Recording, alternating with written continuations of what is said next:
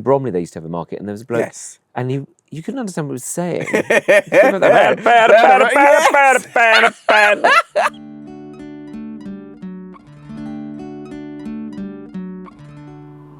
Hello there, pottering fans. I'm just trying to get my angle right because I'm doing this one sitting down, and of course I can see myself as I'm doing it in the screen, and the chin. Anyway, that's not what this episode is about.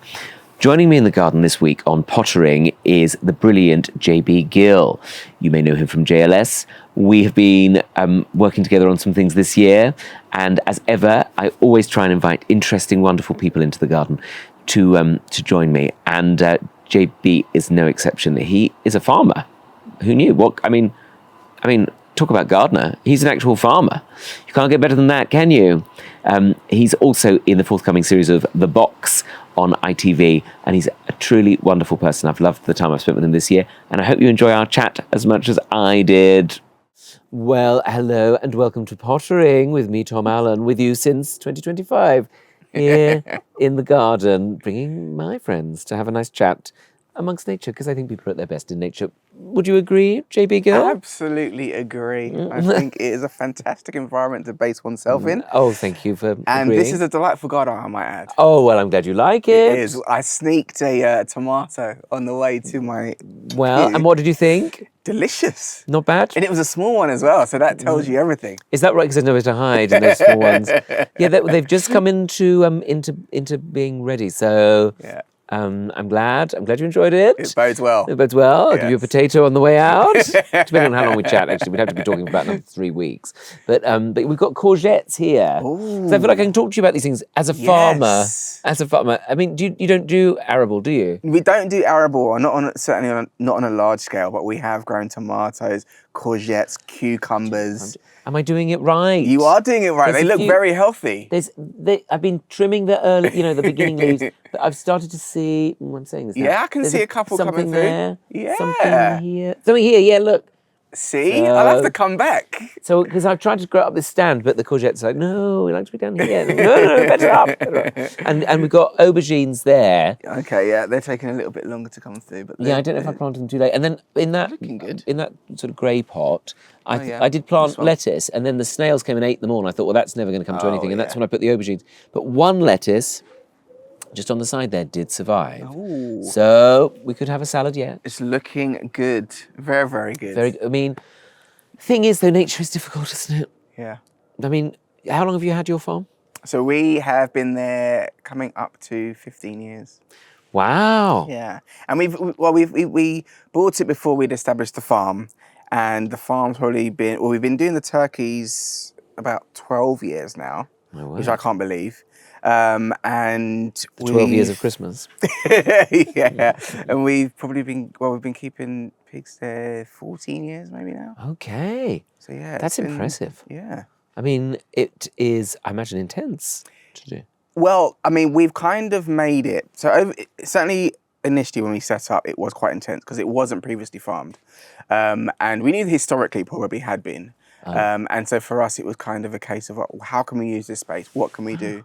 I initially actually wanted to set up a deer farm because we've got lots of wild deer in the area. Not just an expensive farm. No, definitely not. Although farms are expensive. Yeah. But no, so obviously there are lots of wild deer in the area, fallow deer to be precise.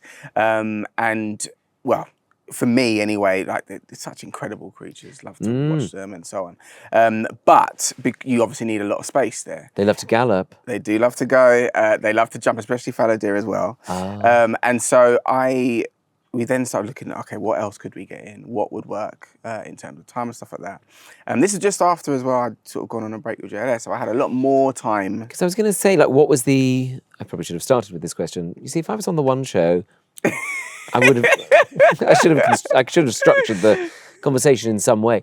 But I mean, obviously people know you from JLS. Yeah.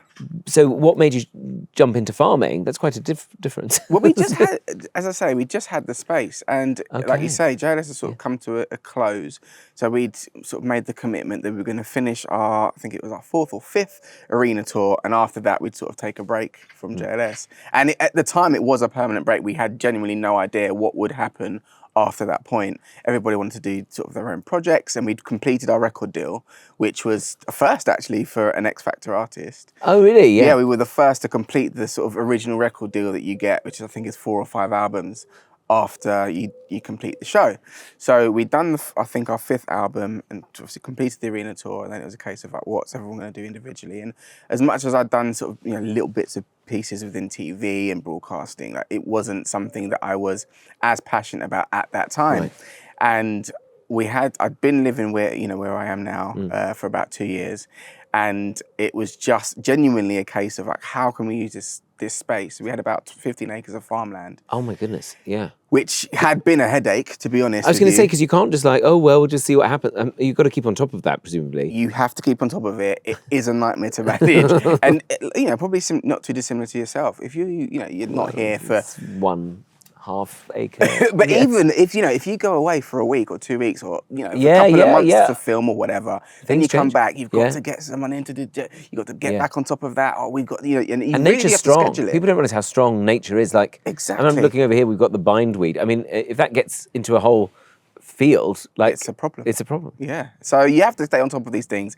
And it was, as I say, a bit of a nightmare to stay on top of. And that's kind of where the idea came from. And around about that time as well, I've been asked by CBeebies to come and host Down on the Farm. I was going to say, so that came along before? Around about the same time. Oh, right. So we'd started having the conversation about, okay, what can we do? We want to set up this. And we talked about it, loosely. Not sort of openly, but, obviously, people come and say, oh, what are you up to? And say, yeah, we're doing this. Yeah.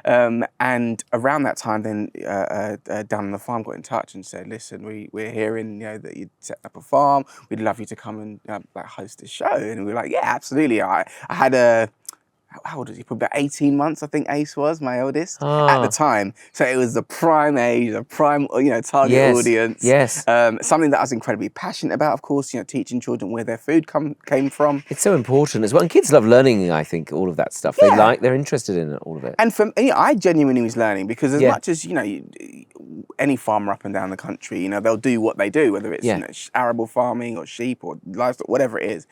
But there's still things that you can learn from other types of farming and other farmers and how they do things and so on. So doing that show was brilliant, and it really gave me, I suppose,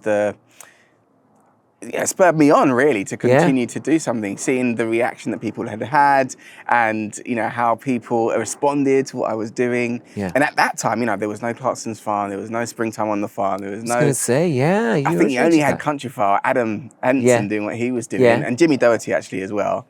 And so, it was kind of, I guess, a bit of a novelty at the time. What a great idea, though. I mean, I guess as well, there's sometimes a sense, isn't there, that we're like, oh, if you're not into farming, if you don't have a family background in farming, it's not something you can possibly do. Yeah. Which is, I think, sometimes the case, sadly, where it shouldn't be really. Everyone should have a go at growing stuff. That's it. Because I always say it's good, well, just even in this garden, I think it's a good place to benefit your mental health, your understanding of nature and also community. I think it's got a really community. Yeah, absolutely. And it doesn't always need a great deal of space. Of course, yes, if you're going to do anything on any sort of scale, you do need space. But, that's kind of where we got to. So we were originally looking at, love deer, love the idea of having a deer farm, but we didn't have the space to have, a fully functioning working farm. And for me, I think any venture you do, especially something like that, as much as, yes, it's a pastime, it should wash its face. If you're going to set up a business, it should be profitable. Otherwise, it's a money pit. Otherwise, there's no point. Yeah. And so, that's how we sort of got to the point of effectively having a seasonal business. So, of course, with the turkeys, we go through the season. So you're doing stuff all year round, but you're not as intense all year round. Yeah, how clever. So obviously with the pigs, which is what we started with, we literally started with one pig that I rescued from the RSPCA. Oh. And she pretty much was the, her name was Ginger, and she was sort of the founding member of our herd there. But as I say, as time went on and as I started to become more heavily involved with the broadcasting career and, isn't that always the way with things, I think? It's like, you think, well, I've got a bit of time now. I'll just concentrate on this little thing. And then happily, of course, but like those things then sometimes grow into bigger things. You're like, Yeah. that original thing I wanted to spend time doing, I don't have Yeah. time to do. We've worked together on Cooking with the Stars. Yes, of course. A wonderful, wonderful time we had. You were brilliant. But I know you've been doing, I know you've been away, not just with touring these days, but with something else. Yes, so I'm doing a new show for ITV, which was brilliant to be a part of. Just as brilliant as Cooking with the Stars. You like how I got that in there? Very nice. It's called The Box, and actually it is, so Gary Lineker's hosting it.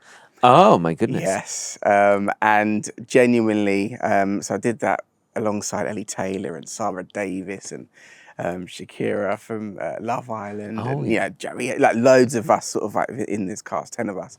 But it was brilliant. It's actually like, for me, it was one of those shows where actually you can use your brain. You have to use your brain to sort of work out what you do, because the premise of the show is you sort of in this box, which happens to be yellow, and the box opens, and then you have to basically encounter whatever the task is in front of you. But there's no instruction. Great. So it's not to say, like, you come out and say, oh, this is what you've got to do today, go. You basically have to work out what the task is, what you have to do, and you could be anywhere. So, for instance, I had the box open up, and we were right on the seafront in Brighton.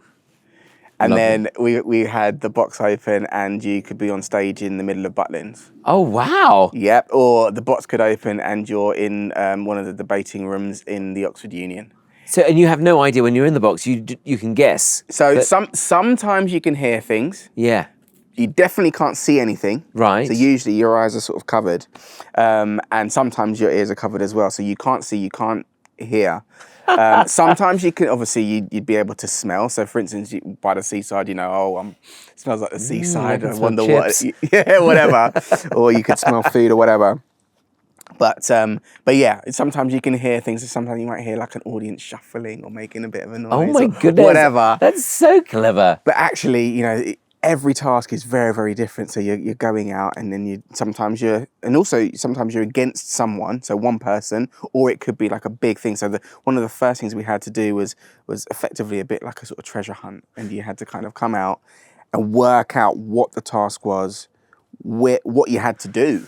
So it's really lateral thinking in terms of like working out what it is. Yeah, and then sometimes you had to work together, but independently, if that makes sense. So sometimes I would need you to help me in order to complete the task. But we're against each other. Yeah.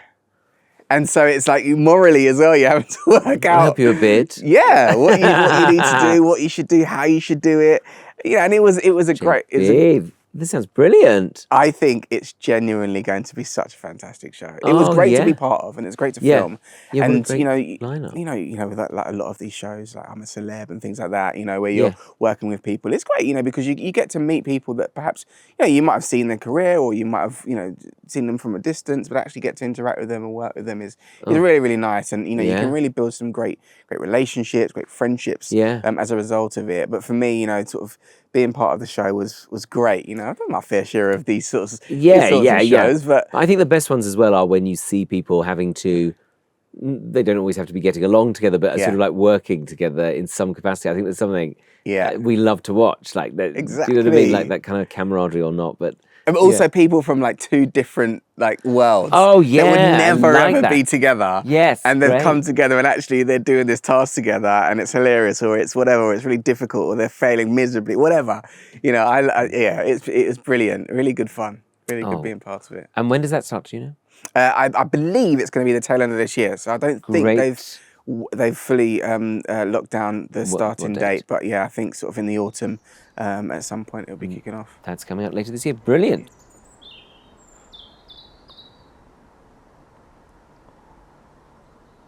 I, of course, got to mention Chloe as well, my wife. When we first started out, she probably thought, this crazy guy coming out of, JLS, got this stupid idea. She's incredibly supportive, of course, and she was actually one who encouraged me to continue going with my TV, and she just said, you've come from such a great platform through JLS. Yeah. It's such a shame to not do that. So the pigs didn't appreciate it? The turkeys didn't enjoy it? They absolutely loved it, of course. But, she just said, you've got to make sure you maintain that as well. And in those, you know what it's like in those sort of, those early years as well. She's very much hands-on, and it's all hands on deck. Everyone's stuck in, the whole family as well. And yeah, but as time's gone on, of course, the children get older. They were originally. In fact, they do. They help, especially over Christmas. Like they'll come and they'll get stuck into stuff and prepping stuff and packing stuff and doing all of that sort of stuff. Oh, they don't mind. No. Well, they don't have much of a choice. Yeah.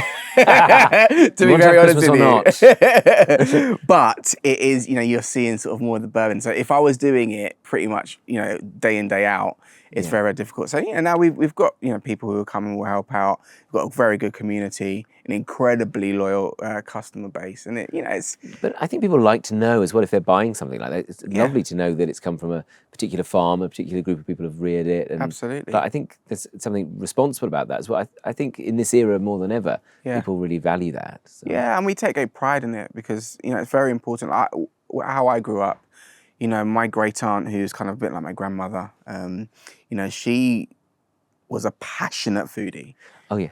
And she'd eat everything from tripe to cheek to, stuff that I absolutely wouldn't even, couldn't even consider. But she, that whole, it's a sort of sustainability conversation that we're having, using everything. Yeah. And especially when you talk about, we talk loosely about sort of, the food crises that we've had and, the rise of veganism and things like that. There is an element to it that rings true because, you can't just have something that literally genuinely will give its life and you just waste it. That's what I always say about things, and people go like, oh no, don't eat that bit, or like people only eat the chicken breast. I'm like, what are you talking about? You can't, like, it seems madness to me. It's absolutely madness, and it's not right. And as I say, I grew up from around people who did the opposite to that. It wasn't quite eating for survival, but it came from that. Yeah. And and there's a lot of respect that's there. And for me, I think as well that sort of grandparent generation or your great aunt perhaps came from, I know mine did, an era. Well, it was the war and after the war, and people didn't have the abundance that we, I think, take for granted a lot of the time now, and were like appreciative of things. And so, saying about like my dad had chicken. He said when he was younger, he said you couldn't have chicken just any day. It wasn't just something you could have in the middle of the week. It was like a really special occasion. The poultry at Christmas was like, oh my goodness, it's amazing. Exactly. Whereas now, like, no, didn't throw the rest of that chicken in the bin. Yeah. I mean, it is horrific, really. Yeah, and it's not a good attitude to have. And that's, as I say, we take a great deal of pride in what we do because it's really, really important to have that respect, I believe. I agree. And as well, I do think it's a nicer way to live, to appreciate and to enjoy what you eat and to think about whether it's, if you're eating meat, whether it's the meat or whether it's also vegetables, fruit. I think, again, we take that for granted. I mean, I've tried to grow carrots. Like, you think these little stupid orange sticks? They won't behave, that's for They sure. really won't. You go like, oh, well, I'll put a few seeds in the little trough that you dig, and well, not trough. What's it called? When you try, no, I just put them straight in the ground. That was probably a mistake. Fine, that was a mistake as well. You dig like a trench. Yeah. And then I put in but I put in too many seeds, and then they just grow into these like horrific sort of like clumps that are half eaten by slugs that I didn't even know were under the ground, just munching their way through. And you just think, oh, this is horrendous. And then farmers have to deal with that all the time. Yeah, well, I mean, they got more than just a little trench to have to manage, and a bit more expertise. But you're right. I think for me, it's one of the things that I say growing up, I've always appreciated having fresh food. Yeah. And I'm from the Caribbean as well. Like my parents, especially when we travel, we go back and see family and stuff. Obviously the food and the fruit there are very natural because it's a very warm climate, of course, and you're getting all sorts of exotic fruits and fresh, lots. And it's abundant all through the different seasons. But as I say, it's something you appreciate. And if mangoes aren't in season, you can't get mangoes anywhere. It's as simple as that. If whatever, pineapple's not in season or coconuts, you just can't get it. Yes. And I think, of course, here we have that overabundance almost. Oh my goodness, yeah. It is kind of bonkers, isn't it? That we have no concept a lot of the time of like what's in season and what's not. Yeah. But yeah, I whenever I've been abroad, maybe you just notice it more because you're abroad or whatever, but like Greece, for example, everyone's growing their vegetables in the back garden. It isn't like, we're growing our vegetables. Like, I have to do it. Like, oh, look, I produced a tomato. Come on, everybody. They're like, yeah, of course, we're growing loads of tomatoes. Yeah. But, I mean, I suppose we have hotter weather here now, so I suppose that does Yeah. make it a bit easier. But yeah, all that stuff, I think, should be part of our everyday, really. Yeah, absolutely. Absolutely. But did you have an interest in farming or in growing food or creating food as a kid? I think I was always encouraged to take that interest. I mean, it wasn't so much the growing of food, but I think that and not in a funny way, the consumption of food was always like a big occasion. Yeah. So whenever I'd cook with the family, Lovely. or we'd go shopping together. Oh, nice, and we'd not always go into sort of the supermarket. That was sort of, I guess, back in the days when you could go down to. I grew up in South London. You go down to Brixton Market, for instance. Which, proper market. Now, a proper market, and you it go wasn't in just and you're brunch bartering for then. no, it's definitely not that then. A lot of brunch places. But you'd actually go and you'd feel the food and feel the fruit and you'd smell it and you'd know. Like, I remember as again, my great aunt, she lived in Leicester actually, and Leicester have got that massive market in the middle. Massive Yeah, market in the middle.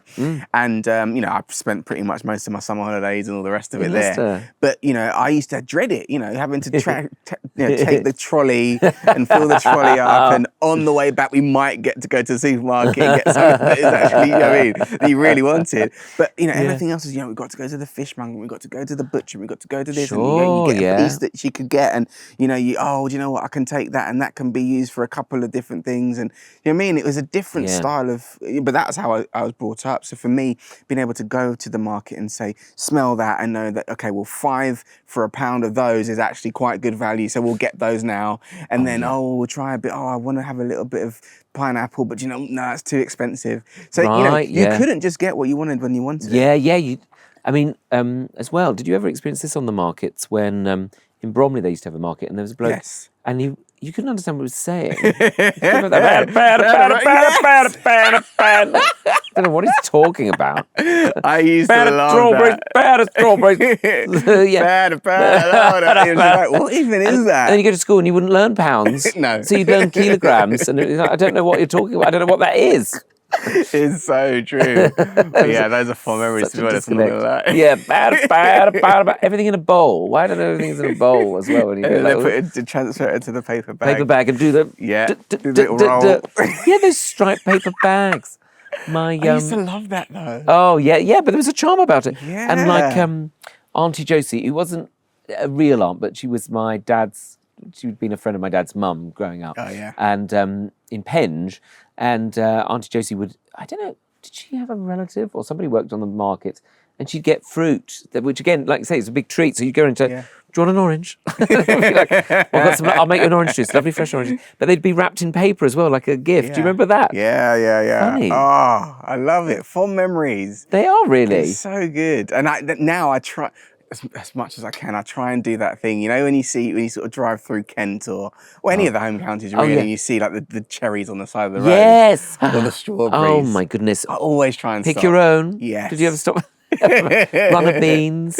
I always grow runner beans because my dad always grew runner beans. They're quite a watery. They're not perhaps the most exciting bean in the world, but they often grow them round here as well. You can go and pick your own. Yeah. I remember going there with a punnet.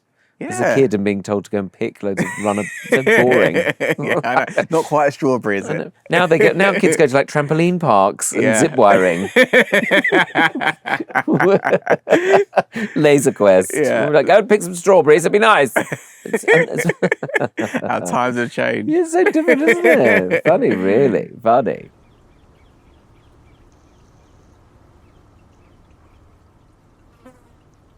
I always ask this of my guests, JB, and I often forget, but I do always ask this in proper format, because there is a format, very loosely, to this podcast, pottering.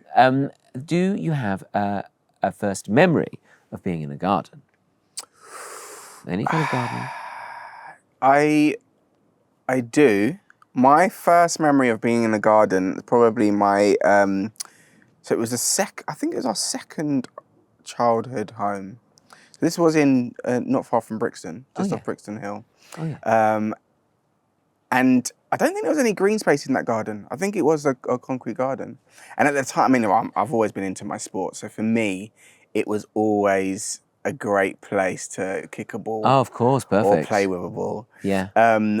But aside from that, one of the, I suppose, a proper garden, or garden, should I say, was Kew Gardens.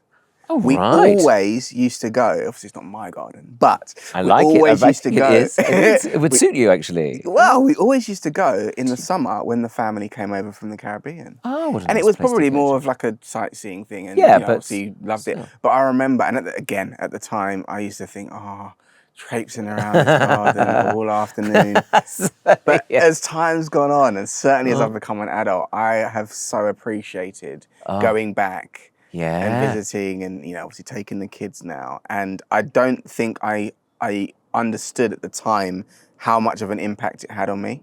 For sure. Yeah, for sure. And just, you know, for me, I mean, it's an incredible space. Anyone who's obviously been to Kew Gardens will know. Oh, my it's goodness, stunning. incredible, It's amazing. And it obviously at the time, you know, it's right on your doorstep, on my doorstep. I was going to you say, know. yeah, how brilliant. And considering the Yeah. fact that, as I say, we didn't have that sort of garden at home anyway. Yeah, yeah. For me, it was, you know, it was great to be able to go somewhere like that. Oh, and- yeah. That kind of grandeur as well, that beautiful, Yeah. what's it called? Is it called the Glass House? Yes, It's just yeah. called the Glass House. The Palm Farmhouse, House? is it? Palm House, maybe knows. Yeah. Southeast, that would have been like about a 5-hour journey to get there. But from Southwest London, of course, you were right there. Yeah. Yeah. But yeah, all the beautiful outdoor bit and the indoor bit, Yeah. and the National Record Office as well. I believe is at Kew, isn't it? It's Something for brilliant. everybody. It's really, as I say, as a child, you probably think it's like, oh no, not again. Yeah. But as I say, I've definitely, I think that for me, a lot of that has to do with kind of that, you know, I never wanted to live in the city. Really? That's Never. interesting because I always craved, growing up in Did you? suburbia, I always thought there's something over there, there's something happening where all the Yeah. people are, and I want to be where all the people are, where the excitement is. Yeah. But did you always So love... I've never lived in central London. Right, Or, okay. you know, in the thick of London. Yeah. Obviously grew up sort of southwest London. And we've always steadily sort of gone out. And then even when I left my family home, obviously moved to where we are now. So, you know, I never really, and I love London, and I love being in London. There's always been something about going home, if that makes sense. Yeah, yeah. That I've always really appreciated. Just going to the greenery, going Yeah. to the countryside. Yeah. I totally get that, and I think that's such a lovely memory as well. I remember myself, sort of those sort of trips on it's always a Sunday afternoon, which can be quite a depressing time of the week anyway. That sort Yeah. of fear of school. And we'd go for a drive. Yeah. We'd get in the car and go for a drive. Which again, if you said that to a child now, they'd be like, "What? What do you mean? Yeah. What, drive? What do you mean drive where?" No, we didn't know. No. We just got in the car, and Dad's car, and drove. And then we'd stop at something and just get out and look at a view. Yeah. Which when you're 7 is so rubbish. Exactly. It's so true. Go down to like, is it Toys Hill or Box Hill? Yeah, That Box sort of- Hill. Box is Hill, about- that's yeah. not far from here, is it? Not That's far at all, yeah. Into Kent or like Westerham or Yeah, maybe Buell Water, not Blue Water, Yes. Buell Water, the Yeah. nature reserve. Yeah, or places that- Seal maybe. Seal, that sounds familiar. Seal, yeah, Seal's not this neck of the woods. And always sort of feeling slightly far. sick, sat in the back. Yeah. Like that sort of nausea. There was nothing to entertain us. No, exactly. I mean, and literally a half-hour journey felt like 2 hours. Oh, unbearable. Like now, kids have about 85 screens to play with. Exactly. You just looked, you just stared at the seat in front of you. That's all you did. Or looked outside and started counting cars. Oh, yes, so boring. How many blue cars did you count? 8. Okay. Nearly there now. How long? Are we nearly there Yeah, yet? there's a proper eye we needed there, yeah. Oh, yeah. But now I do get it why my parents especially were like, let's go out, let's go and see. Because maybe similarly, like they'd grown up more in town. Yeah. And then they really valued the space and the greenery and just seeing trees and stuff. And they were right, you know, it's Yeah. good. I think it's good for everyone's mental health. Absolutely. And physical, any health, you know. Absolutely. It's all- And that's one of the things that I like, you know, I love about sort of like the broadcasting side of, I suppose, farming that I'm able to sort of access and talk about because, you know, I think everyone's got the ability to access it, but they just don't always know how to. Yeah. Or right. where to go to. Yeah. Access it. So, for me, I think, being able to showcase that and just say, actually, this is, we're in Barnsley in Yorkshire. People think, oh, Barnsley, I'm not sure about that. But actually, there's incredible places you can go and see, places you can drive through. Of course, you got, stunning places like the Lake District and the Peak District. You've already got, a lot of sort of the hallmarks of that. These are places to go. Yeah. But, along the way, there's so many incredible sort of towns and cities. I find that with touring. Yeah, you can, obviously we've been able to appreciate and sort of get stuck into on our travels, but, everyone's able to access. Yeah, I actually did some things for the One Show, your show, looking at community gardens as well, and was in Oldham for one of them, and was in Maghull for another, and just to see how like green spaces and they were participatory places. Of course, it doesn't always have to be like that, but they were places where people who fancied doing a bit of gardening or helping out for an hour or two just came and did a bit. And it was brilliant to see how it brought everyone together and how it was like different types of gardening and different things going on. But it's good for the soul. Yeah, exactly. It's really good for the soul. And I think that is what people don't quite realise until they actually allow themselves to get lost in that world. Yes. Yeah. It really does transform the way you feel even. I absolutely feel it. As soon as I go further out into my brother lives in Tunbridge Wells.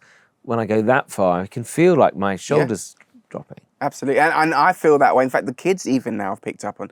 We feel that way when we go into London and we spend the day running around, whatever, and then we come back home. They sense even they will be like, oh it's so nice to come. Like it's kind of like, how lovely. Which is lovely to have, and like you say, I think so many people genuinely don't realise how beneficial it is for their mental health. Yeah. Do you know when I really understood it? During lockdown. Right. Oh yeah. Obviously, we're very lucky. We had the farm, and so we were able to sort of go out, and even if we went out to the garden or if we went for a sort of longer walk and went to look after the animals or whatever, we had the space there, and it just we were only homeschooling with Ace, not Kiara, and he's quite young still, so it wasn't like it was super intense. But whenever he sort of started to get irritable or didn't particularly want to do such and such maths task or whatever, we'd literally just be like, right, cool, half an hour, run outside. Or we'd all go for a walk wherever and then come back, and it just completely transformed the way that we approached then the next task or finishing or continuing the task that had been left. And as I say, like, we just so appreciated it during that time, which of course is a difficult time for absolutely everybody. Yeah. But just being able to have that access was and when there were things we were only allowed to go out for an hour. Yeah. And I also think that we've never really reflected on it. I know there are moments when we reflect on that time, but I think for all of us, when we were only allowed an hour outside, my goodness, like, didn't we all just kind of crave it and just seeing stuff and seeing things and seeing people from a distance, but just being out and about in amongst nature, I thought was everything actually. Yeah, absolutely. Yeah, no, it was everything. And I think people really started to appreciate it. And across the board, when you walked into the supermarket, you didn't have eggs on the shelf or flour or whatever. Yeah. You started to, okay, hold on, this doesn't just come from the shelf. Yeah. This comes from somewhere else. And guess what? They're working really hard, but they can't get it to us. Yeah. We all realised that, didn't we? Yeah, absolutely. I'd forgotten about that with the flour. And I thought, well, it's fine, they've got corn flour, I'll just buy that. Yeah. You can't It's not the same. Make bread with corn flour. So, yeah, no, it definitely was transformative. It really was. And I think as well, for me, it certainly was the turning point. I think I'd stopped chasing. I think that sense of, as I say, that feeling that there was something in the city, there was something in town that was going on that I'm sure was better than what I was experiencing. And I should just strive to be part of it. And I think it was at that time when I didn't have a choice, I suppose, when I went, actually, this is enough. And actually this space, this little corner, this wherever I am at that moment, that's enough. Yeah. Oh, there's the enough bell. But it was that feeling of actually there's so much to wonder at. I'm sure there's a quote, but there's so much to wonder at in your garden, in nature. In nature. Absolutely.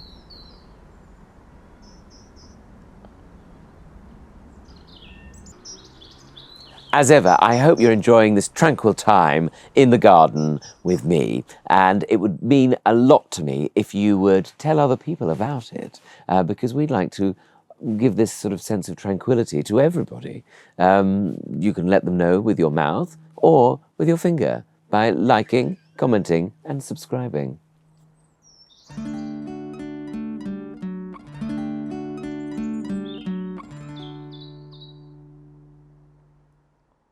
This is a lovely garden, by the way.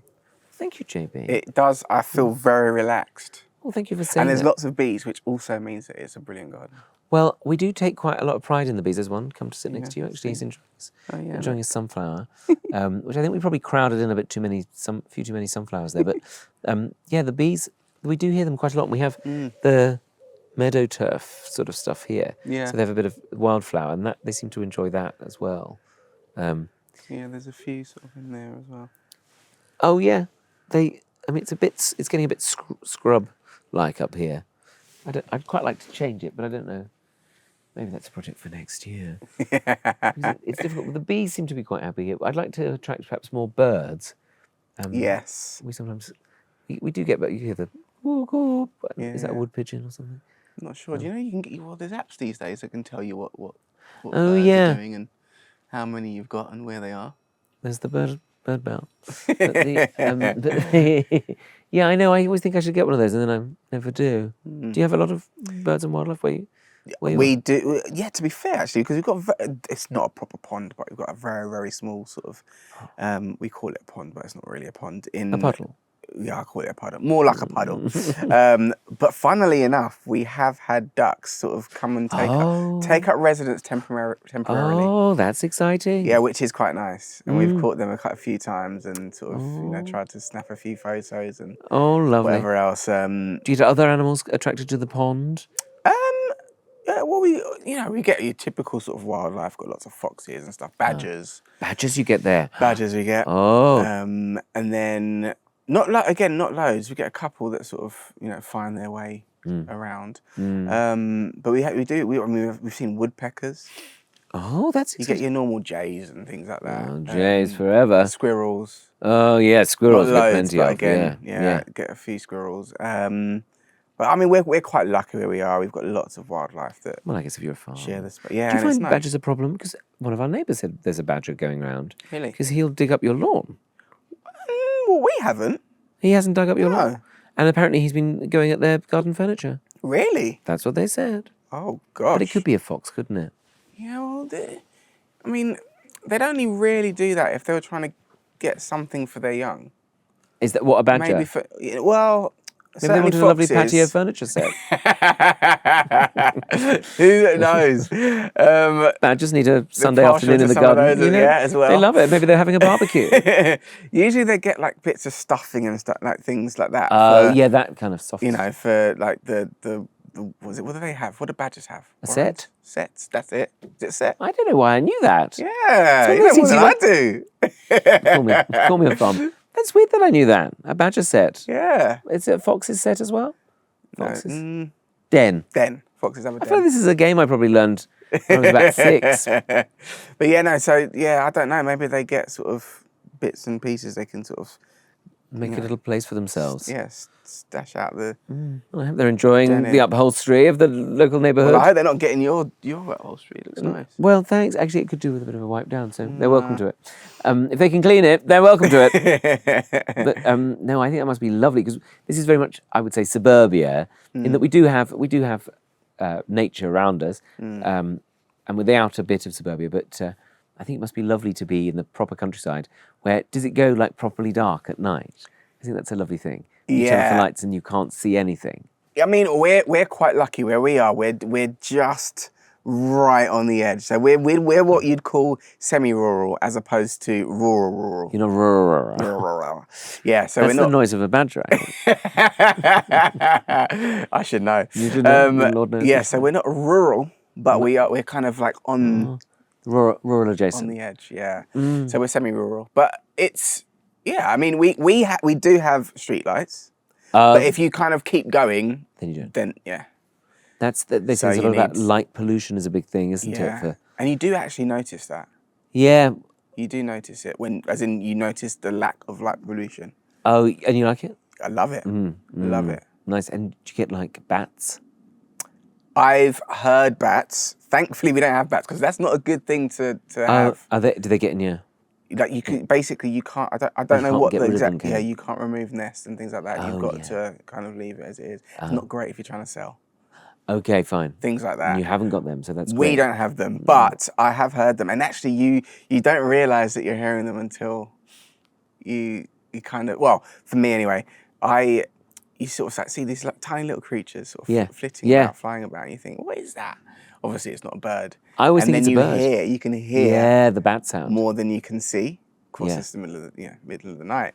So actually, you can hear this sort of echolocation that they do, and you're just like, it's a real. bat. It's absolutely, and you do feel like you're in like proper nature then. Yeah. We get an owl sometimes. Oh, do you? Yes, Like to be fair, we've got an owl. Twit-twit, twit-twit. Yeah. I think you can, I don't know what sort it is, whether it's a tawny owl or a barn. I was thinking tawny is like a port.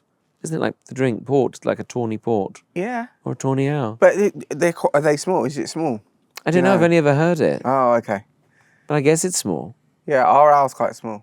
I think it's a tawny owl. Quite noisy, some of them. Some of these tiny birds make a right racket, actually. It's definitely not a barn owl. Barn owl's a bit bigger. Oh, they're big, are they? Yeah. Oh, okay. Yeah. What's the ones you sort of see in ghost stories? That a barn owl? Either barn owl or like the white ones. Maybe? Snowy owl. The ones that go round. Their heads go round. Are they all their heads go around? Oh, Yeah. I didn't know that. Yeah. Really? Yeah. Do they have to go back? No, they can't go all the way around, but they can go to like I don't know what the degree is, but So they go most of the way pretty much around? all the way around. But then they have to come back? Yeah. They can't just keep spinning. They're not like on a... I never thought about that. No, they can't go all the way around. They can't. I was thinking, that's clever, isn't it? Yeah. I just imagine they'd keep going round and round, and then at one point they'd sort of like go back the other way. Sign floor. Very odd behaviour, very, very unusual. But I'm glad we cleared that up, JB. Thank you. But I can imagine as well. I mean, I've had some experience of performing, but JLS were performing to arenas on their tours, and then to come back to nature must have been quite a big change. Did you find that pleasing, or did you find that quite jarring? For me, that was incredibly pleasing. Oh, good. And certainly in those days, the sort of what I call the thick of JLS. I mean, I could be probably not too dissimilar to yourself. You know, if you're on tour or whatever, you're away for 2-3 months at a time sometimes. Oh, yeah. You know, and for me, or for us, so to say, overseas as well, if we're in America Of or course, whatever. yeah, you were everywhere. I mean, you're doing 6 weeks on the road, Yeah. come back for 2 days, and then you're off somewhere else for another 6 weeks or however long. And so actually, that's one of the motivating factors for moving there. Initially, this is before any ideas about farms or anything like that. It was just being able to have that slice of sort of peace and quiet and chill.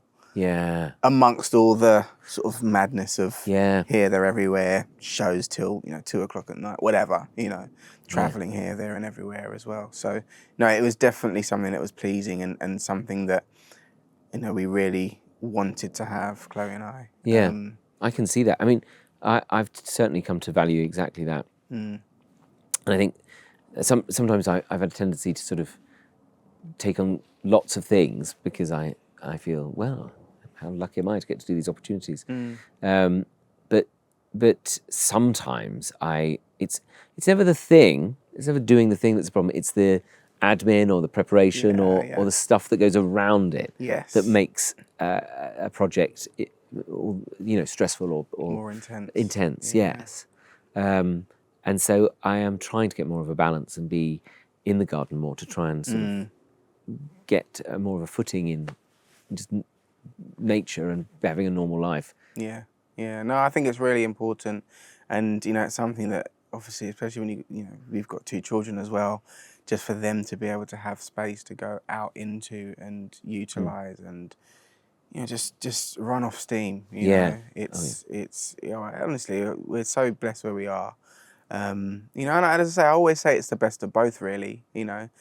We are relatively close. For some people, still, sort of an hour and a half into London, still quite a long time. Yeah. But for us, we're used to traveling, so actually it's not too bad, and we'd much rather sort of have that distance trying to get in, and even if I have to go in for work and stuff, I can get in obviously quicker on transport and things like that. But actually, it's nice to be able to have that sort of time, and then we've got the access to the countryside, and obviously we've got the farm and so on. So yeah, you get the best of both worlds, and it's lovely. It really And you is. found that centered you? Yeah, 100%. I think it just restores sort of equilibrium. Yes, that's a good description of it. And I'm sure you'll be able to sort of appreciate this. When you're in the entertainment industry as a whole, it can be very fast paced, go, go, go, go, go. And Yes. I don't always feel like this, and certainly I've got to this stage, but there's almost sometimes that pressure of I've got to say yes to this, or this is a new opportunity, and if I don't do that, then not sure what might happen sort of down the line. Make hay while the sun shines. That sort of thing, and there is a sort of I guess a hidden pressure really to some of the work that you have to be able to do, but at the same time, amongst all the busyness, amongst all the the whatever it might be, the hectic sort of like juggling, whether it's with the family or work or traveling or whatever, actually when you have sort of the respite, that chance, whether it's even if it's a couple of days on the weekend, although we don't often get weekends. Well, that's the other thing. But 2 days in your week, whatever that might be, where you have a bit of downtime and actually get a chance, like you say, come out into the garden and just sort of rearrange a few bits and sort of a few things out. And it's often just rearranging a few bits or even work it, like you come in here and sit down for an hour, on your laptop or whatever. Sometimes, those admin things are unavoidable, but actually to be able to do it sort of, we've been very peaceful here, just, Yeah. Actually, it's a nice place to get through some admin. It's so good, and it's kind of like it kind of takes your mind away from the hustle and bustle, and actually allows you to focus. Yes, and be at one with it. Yeah, which as I say, is invaluable. You can't beat that really. So, I love it. Okay, I'm going to take your advice. I think I won't be opening a farm, but I think I will. Keep using it, because I think I found the last sort of few months have been sort of very intense. And I say doing fun things, but I do struggle to know how to balance it, and I think sometimes with our showbiz world, it's very adrenaline led. Yes, yeah. So the adrenaline's up, and then it's not like, no, you're off now. And you go like, okay, what do I do? It's quite difficult to know, because there's not really a system for going, this is how you, this is how you unwind from doing a big gig or from doing something intensely. There isn't a blueprint for it. And I think phone screens become this, I don't know if you find this, but screens are just like, well, I'll just look at my screen for ages. Yeah, yeah. And I don't think that's a good way to decompress. Listen, I mean, I'm the kind of person that uses my phone for everything. So, of course, I use it to communicate with people. Of course, but I use it almost like a computer. Yes. And so for me, it's harder to sort of switch off from it. Yeah.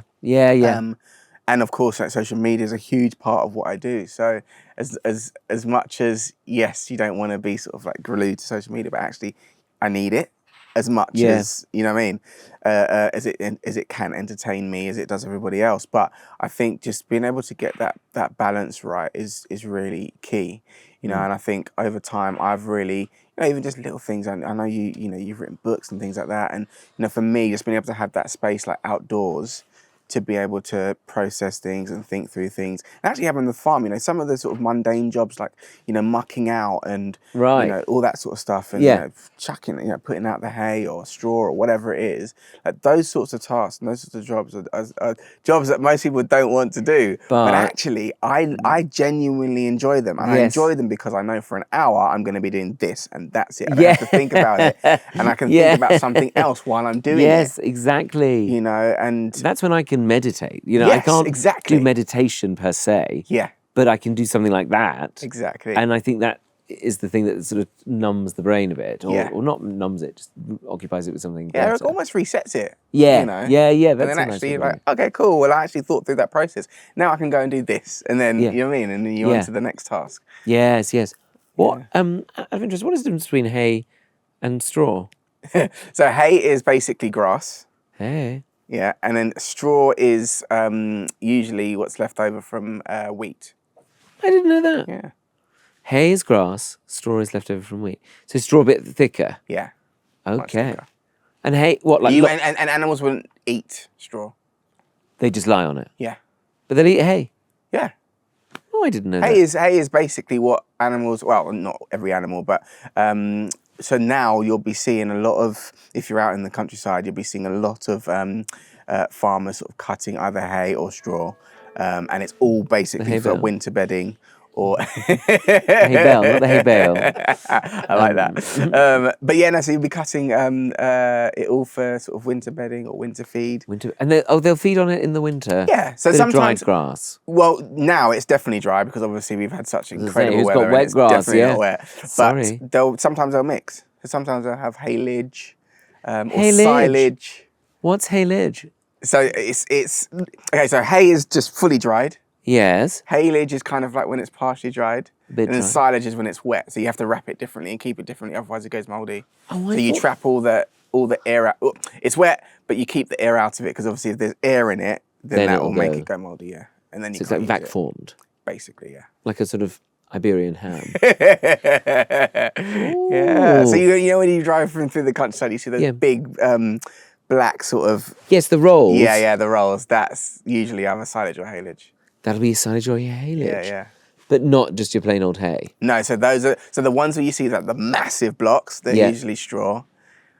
Okay. And they're like a little bit more of a golden colour. Oh, lovely. And then of course the hay is a bit more sort of browny, like the grass. Okay. And do you compost as well? So we have in the past. We don't tend to do so much now, but we'll use. So we've got like a small area of woodland, which we'll basically use as like our compost space. Yeah. Because I don't know enough about that, and I as well manure. Like some horses went past, and I picked up the manure to put on the roses, and I put that on Instagram. What a video I made! And I'm not doing social media right. But then the outrage I caused. People go, you can't put manure on your roses, you'll burn them. Oh, and all of that, you've got to leave it. I said, where am I going to leave it? I'm just going to leave it out of horse shit in the corner for 6 months. So what's the process then with the horse? Because we don't have horses, obviously. What's the process with that then? You've got to wait for You've got to put it in a big mound. To let it cool. And apparently it breaks down a bit more, so it's not as acidic. Not as potent. Okay. Yeah, it doesn't burn the roses. Gosh, yeah. There's rules to these things. Rules to everything, let me tell you. I just thought I would just put it on. And you know what? I left it on the roses, and you know what? The roses were fine. If anything, they were brilliant. They were brilliant. So what do they know? Maybe the horse actually was less toxic than people thought. But that kind of thing, I wish I was better at knowing, like mulching down grass and leaf mulch and things. But again, and similarly, those are all things that we should probably, trade notes on these sorts of things. Because I don't know as much as I would like to know about those sorts of things either. Okay, fine, we should go on a course. Sounds like what we should do. Yes. Yeah, I would like to do one of those courses, actually. Yeah, and beekeeping as well. I love the idea. You're the second person who's talked to me about beekeeping. Yeah. Have you done it? Well, we used to have a hive of bees, actually. And, we were supposed to get... where do we get a hive from? I can't remember, but I've got all the gear. Any idea? No idea. And I was supposed to start a course just before COVID.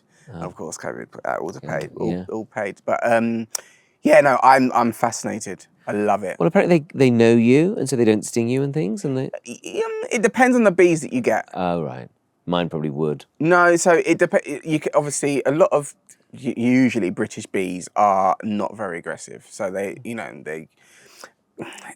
loosely speaking, it's like with anything, any animal. If they're used to being around humans, they'll be okay. They're used to being in a hive that's opened and interacted with, and you're looking after the queen and you're making sure everything's sort of like managed. Then of course they're just used to having that presence. Here he comes. If you're obviously if you've got wild bees or like sort of a hive that's in a tree or something like that, then it's. No, they're fine, but then it's different because they genuinely will think you're trying to attack the hive. Which does sort of make sense. And then obviously, yes, the sort of the drones and the bees that are doing that job to protect, they'll come after you. So there's whole bees that like protect? Yeah.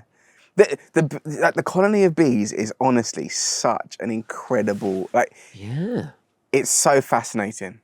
We'll be here for hours talking about it. didn't know about It's this. so fascinating because you literally have bees that do specific jobs and they all just work themselves out. I don't understand how it works. But you've got the one queen, obviously she's the top one, so she does what she needs Queen to do. bee, yeah. You've got the obviously the bee specifically just to make babies with her.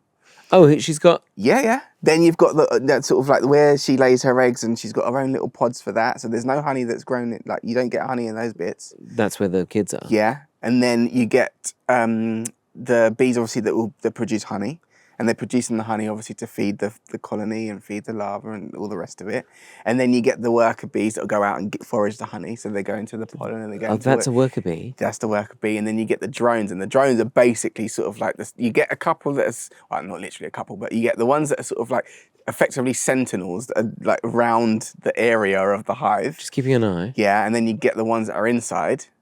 So for instance, if a wasp tries to come into a beehive, Oh, right. they'll try and get the wasp out. Okay. Yeah, so the drones will come and they'll attack the wasp and hopefully get it out. Please. Yeah. So, but they then see, you put a hand in and man in a white suit or whatever. They're not happy about that. Well, they're treating it like an big invader. wasp. Yeah. Yeah.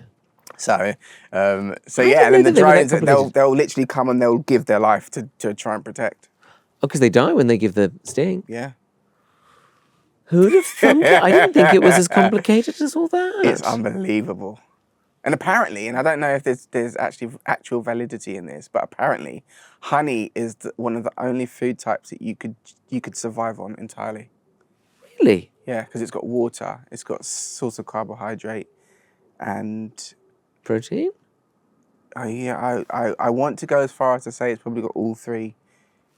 My foods that you need. goodness. So you could survive on just honey.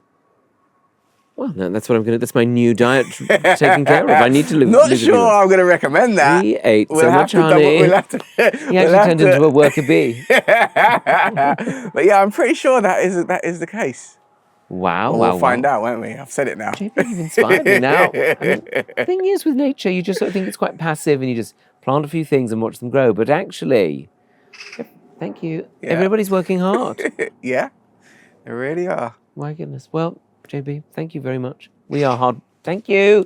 We are hardworking people, like those bees. I know how busy you are on the farm. So I appreciate you coming to the garden very much. And, well, I hope you had a nice time on pottering. I've had a fantastic time. Thank you for having me. Pleasure. Wonderful JB Gill there. What an inspirational person he is. And I was so pleased he could come and join us here at the bottom of the garden. So thank you as ever for joining me here for a quiet podcast. We'd love it if you could make some noise. Could you maybe like or comment? I do genuinely love reading all the comments, by the way. That's not insincere of me to say. And also, if you can subscribe, that's the best one, because I think it just means that, we can keep doing it. So thank you, as ever, for being with me. Have a great week, pottering in whatever way you can, spending some time in nature. Treat yourself, even 10 minutes. It's lovely, isn't it? Anyway, thanks again, and see you next week on Pottering.